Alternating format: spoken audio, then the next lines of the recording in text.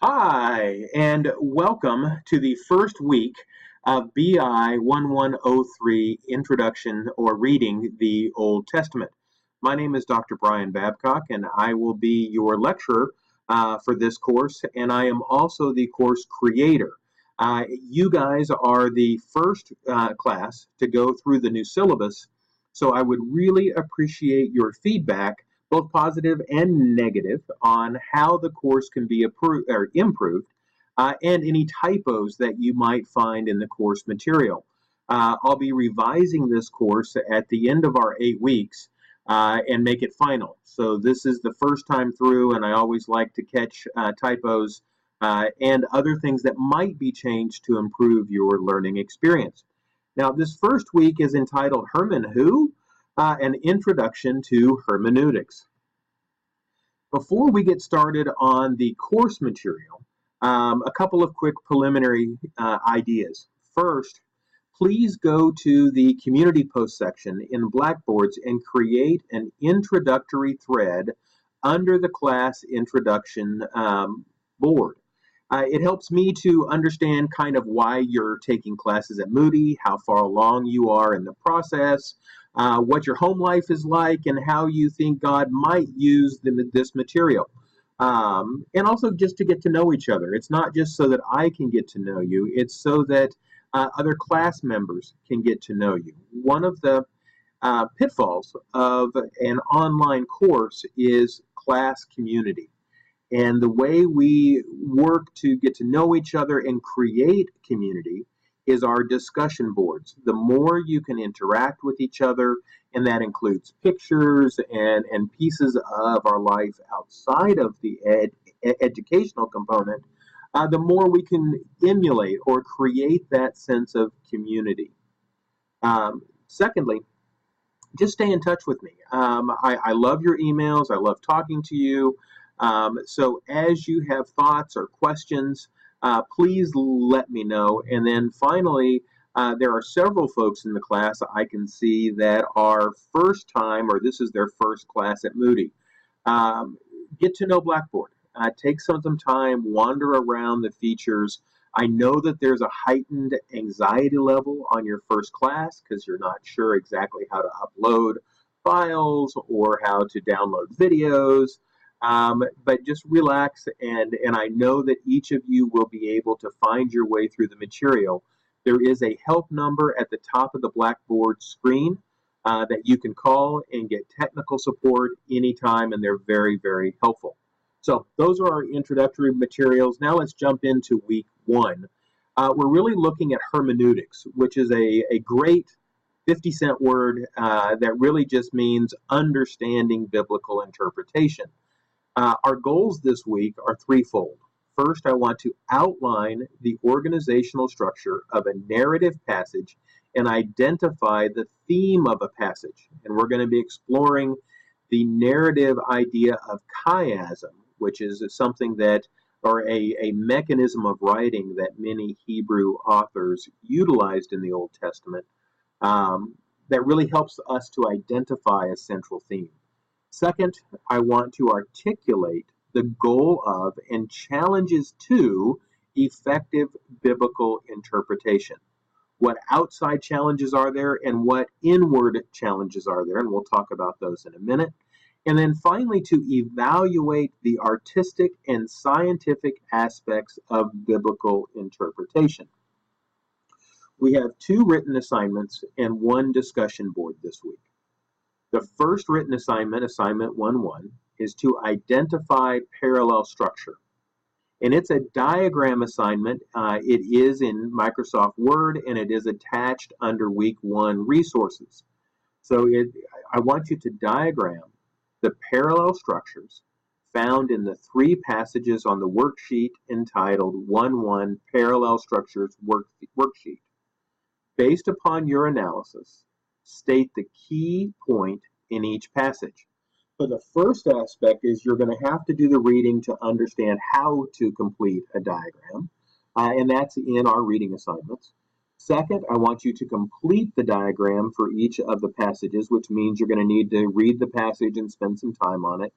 And then the point is not just to diagram it, but is to help that diagram identify for you the key point. Then I want you to provide a conclusion paragraph that explains the term chiasm and its use in hermeneutics. Now, the short answer, and your reading is going to give you a much more in-depth answer, but the short answer is we each have writing styles, and there are rhetorical ways that we make a point. In Hebrew, one of the ways that authors made a rhetorical point is a chiasm. And a chiasm is the idea that you take themes and you place those themes in kind of a V. And so for the book of Deuteronomy, the first 3 chapters could be summarized as a look backwards. The last 4 chapters could be summarized as a look forwards. So the author has intentionally placed at the beginning and at the end of Deuteronomy similar ideas, looking back and looking forward. Those are in what we would call parallel.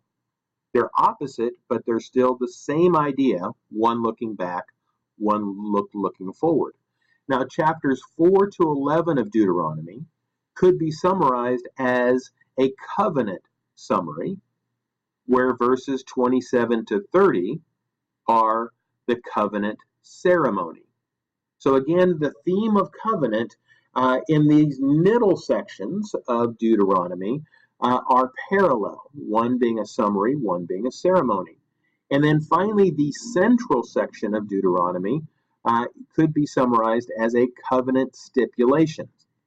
Now, the V that you see in that we have both a look backwards and a look forward as our end, and then we have a covenant summary and a covenant ceremony as our V step internal. And then finally, the center of our V is covenant stipulations. And that would be understood as the central theme of Deuteronomy. And that's how we use chiasm. Now, I did it on an entire book. You're going to be doing it on a short passage. But the same idea, you want to understand the theme and think of it as a V, and the piece in the center of that V is our central point. So going back, as we look at assignment 1.1, you're going to do diagramming of the passage. You're going to identify and state the key point of that passage, and then you're going to give me a conclusion at the end of the assignment, not at the end of each passage, but at the end of each assignment, or at the end of the assignment, explaining how a chiasm works and how it is used in hermeneutics, in the understanding of biblical interpretation. This is due Monday at midnight Central Standard or Moody Standard Time. Our second assignment, assignment 1.2, is also based upon the reading, and it is to explore the challenges to effective biblical interpretation. And I want you to list 4 challenges. They could be out of the reading, they could be your own, to effective biblical interpretation, and then explain how a biblical student might overcome and or address each of the listed challenges. Now, we have to be aware that the Bible was written a long time ago in a very faraway place by people who had a different worldview and culture than our own. Inherently, there are lots of ways that that statement can be unpacked that tells us that there are challenges based upon our current time, our current worldview, and our current culture to interpret what the original author wrote a couple thousand years ago. At the end of the assignment, I want you to include a conclusion, and at the beginning of the assignment, I want you to include an introduction.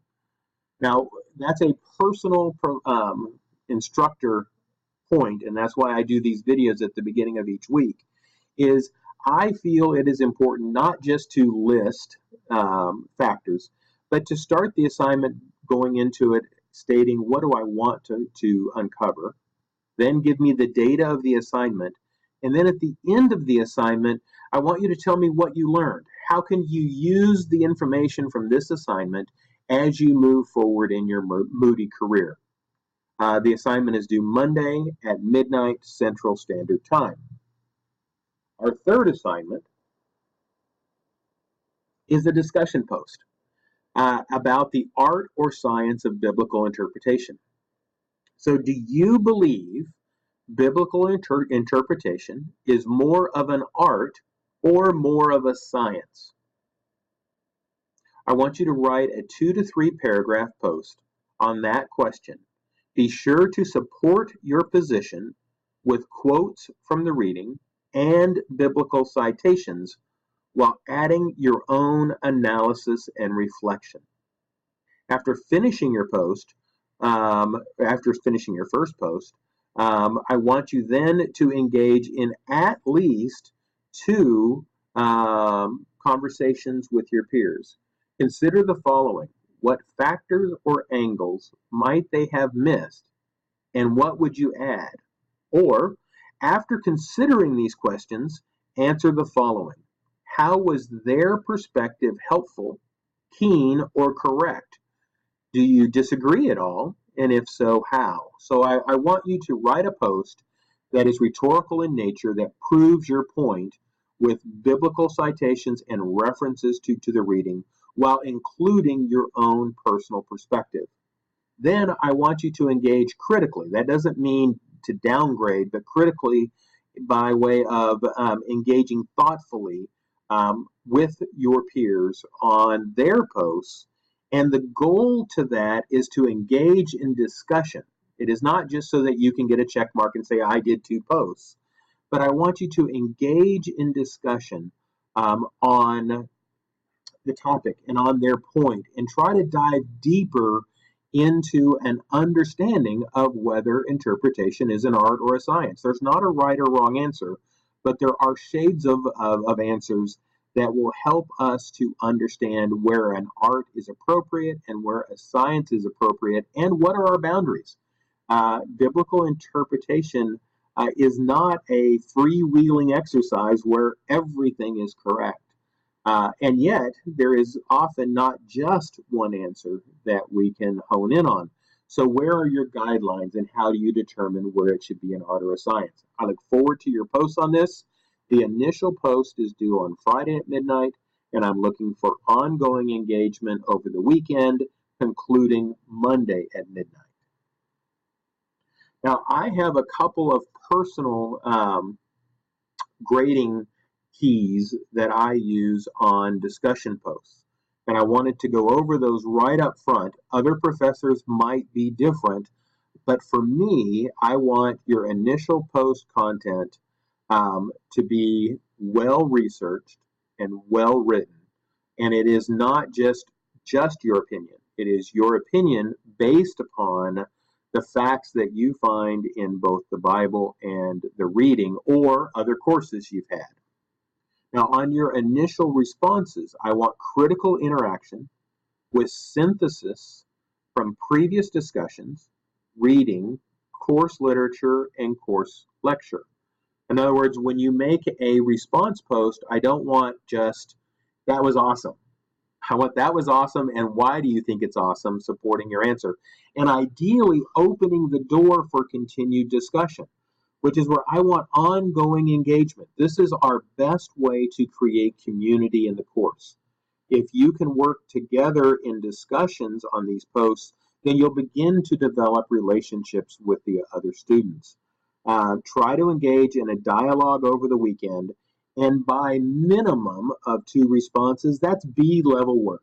If you do 2 responses, then somewhere 82 to 85 is the score you'll get on your engagement. And that B is fine. But if you want an A on discussion posts, then I'm looking for ongoing, which means that you might make 2 on Friday night or Saturday morning.